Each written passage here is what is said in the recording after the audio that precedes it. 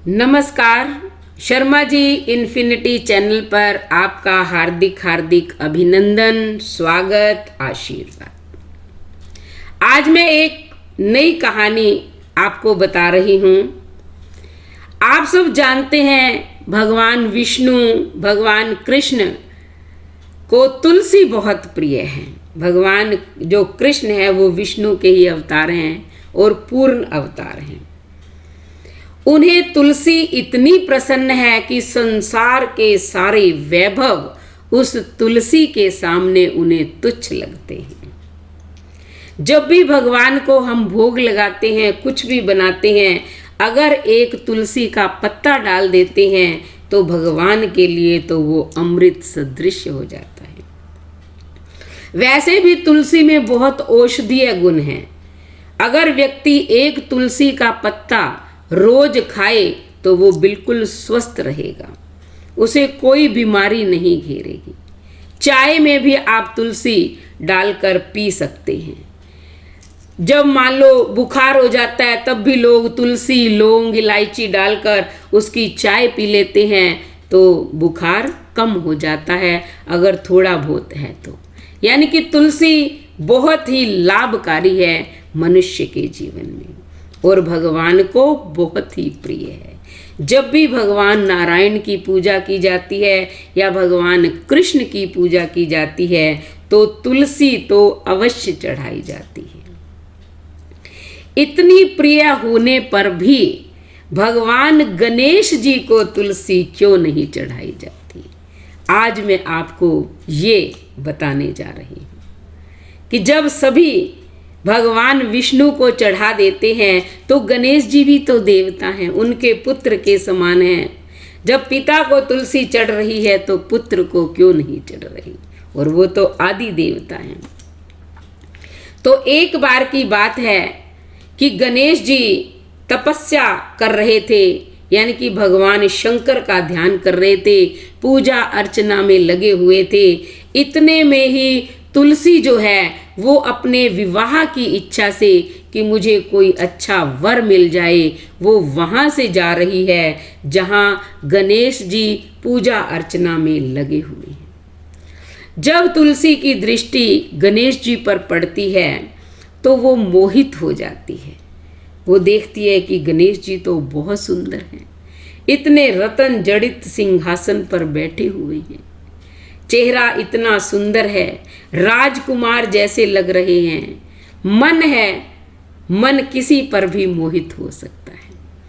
अब तुलसी वहाँ गणेश जी के पास हाथ जोड़कर बैठ जाती है, कहती है कि आप कौन हो मैं नहीं जानती, लेकिन मेरा मन आप पर मोहित हो गया है, आप कृपा करके मुझसे विवाह कर लीजिए। ये सुनकर गणेश जी को गुस्सा आ जाता है। एक तो उनकी पूजा अर्चना में बाधा आ गई, दूसरा वो ब्रह्मचारी हैं, उनके मन में कोई इच्छा ही नहीं है कि वो विवाह करेंगे। उन्होंने कहा, हे देवी, तुमने जो है सोच समझकर ये बात नहीं कही, मैं तुमसे विवाह नहीं करना चाहता। तुमने मेरी आज पूजा भंग कर दी है, इसलिए मैं तुम्हें श्राप दे रहा हूं कि तुम्हारा विवाह किसी राक्षस से होगा। तुलसी को ये सुनकर बहुत गुस्सा आ गया। उसने कहा, गणेश जी, तुम जो है मुझे श्राप दे रहे हो, मेरी आज्ञा का तुमने पालन ही नहीं किया। कोई भी लड़की अपना वर स्वयं चुन सकती है और उन दिनों में तो स्वयंवर की प्रथा थी। मैंने तुम्हें पति रूप में स्वीकार करना चाहा, तुमने मुझे श्राप दे दिया। मैं भी तुम्हें श्राप देती हूँ कि तुम्हारा विवाह तुम्हारी इच्छा से नहीं होगा। एक और श्राप दे दिया। क्या श्राप दिया? कि तुम्हारे दो विवाह होंगे। श्राप तो दे दिया, लेकिन तुलसी के मन में, क्योंकि नारी का हृदय है, बहुत जल्दी क्रोध भी आ जाता है, शांत भी हो जाता है। तब उसने कहा कि मैंने आपको श्राप दे दिया, आपने मुझे दे दिया, पर आपने बिना सोचे समझे मुझे श्राप दे दिया। क्या मुझ जैसी देवी को राक्षस से विवाह करना पड़ेगा? क्षमा करो, क्षमा करो, चरणों में गिर गई। तब गणेश जी ने कहा कि हे देवी, तुम्हारा विवाह तो राक्षस से होगा, कि जब शंखचूड़ राजा से तुम्हारा विवाह होगा, जिसमें राक्षसी वृत्तियां हैं, वो राक्षस के ही समान हैं, उसके बाद जो है तुम भगवान कृष्ण से प्रार्थना करना, वो तुम्हें स्वीकार कर लेंगे कि विवाह तो होना है, क्योंकि जो मेरे मुख से निकल गया वो सत्य ही होगा। उस शंखचूड़ राजा से विवाह होने के पश्चात भगवान कृष्ण की तुम प्रिय बनोगे। और वही हुआ।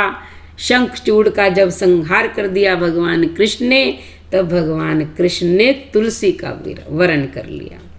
इसलिए भगवान कृष्ण को तुलसी बहुत प्रिय है।